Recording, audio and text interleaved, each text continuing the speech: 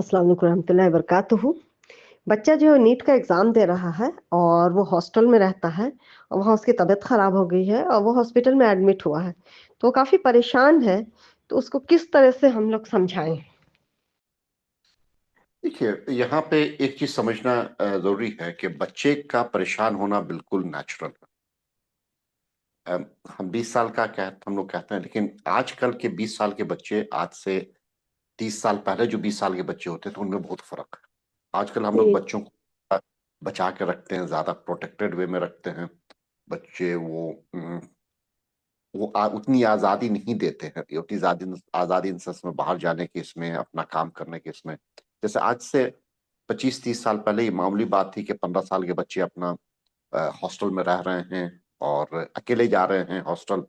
अ, लेकिन आजकल हम लोग नहीं करेंगे।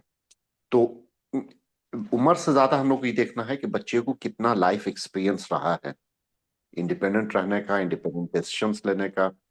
अ, जो डे टू डे परेशानी आती है अकेले रहने में या सफर करने, उसे डील करने का, उससे फिर होता है कि बच्चे में कितनी मेच्योरिटी आई है।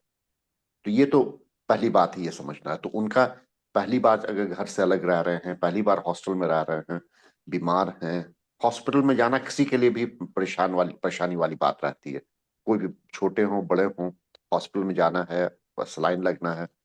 अ, चाहे पहले लगा हो या ना हो, पहले नहीं लगा है तो और भी ज्यादा परेशानी लगती है। हॉस्पिटल में एक और जो मसला रहता है कि आप पड़े रहते हैं अकेले, बोर हो रहे होते हैं, कुछ बात करने वाला नहीं रहता है, तो वहां पे और परेशानी बढ़ जाती है। तो ये सब चीजें समझना हम लोग को, एज अ पेरेंट हम लोग को समझना चाहिए कि बच्चे के लिए ये, बल्कि नहीं परेशान होना उसका, वो ज्यादा आपके लिए परेशान करने वाली बात होती।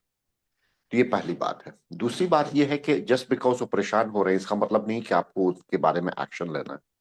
बहुत सी बहुत से औकात में ऐसा होता है, कोई अगर परेशान है, वो अपनी बात किसी ऐसे इंसान को सुना रहा है जो उसके बात अच्छे से सुन रहा है, ठंडे दिमाग से सुन रहा है, सपोर्टिंग स्टेटमेंट्स कर रहा है। सपोर्टिंग स्टेटमेंट्स के मतलब नहीं कि कहना कि भाई नहीं कोई परेशानी वाली बात नहीं है, पर ठीक हम समझ रहे हैं तो कोई परेशानी है और ये कि इस तरह से बर्दाश्त कर लो। और ऐसे इसमें सुनना ज्यादा चाहिए, बोलना कम चाहिए। और बोले तो बस ये कि उनकी परेशानी को वैलिडेट करना कि हाँ हम समझ रहे हैं तुमको परेशानी है, हाँ भाई ये अकेलापन है।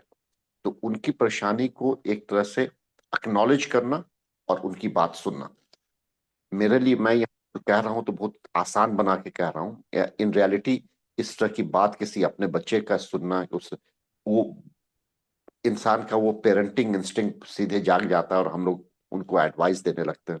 उससे हम लोग को बचना चाहिए। जी, अगली चीज है, वो ये कि कोई भी परेशानी अगर अनलिमिटेड है, मतलब कि उसका खत्म का कोई नजर नहीं आ रहा है, तो ज्यादा परेशान कुछ बात रहती है। तो ऐसे हालात में आप अगर बच्चे को ये कहें कि अच्छा भाई बेटा देख लो, 3 दिन, 2 दिन, 3 दिन देख लो, अगर संडे तक कोई बेहतरी नहीं हुई तो इंशाल्लाह हम जाके तुमको लेते आएंगे या तुम आ जाना, इस तरह की बात। तो अगर आप जी, उसको लाइन दे दे रहे हैं कि भाई ये इतना दिन तक तुमको बर्दाश्त करना है, उसके बाद अगर बेहतर नहीं हुई तो फिर हम लोग उसको, मामले को दूसरी तरह से डील करेंगे, तो उसके लिए वो एक उम्मीद जागती है। उसके लिए वो फिर परेशानी बर्दाश्त करना आसान हो जाता है।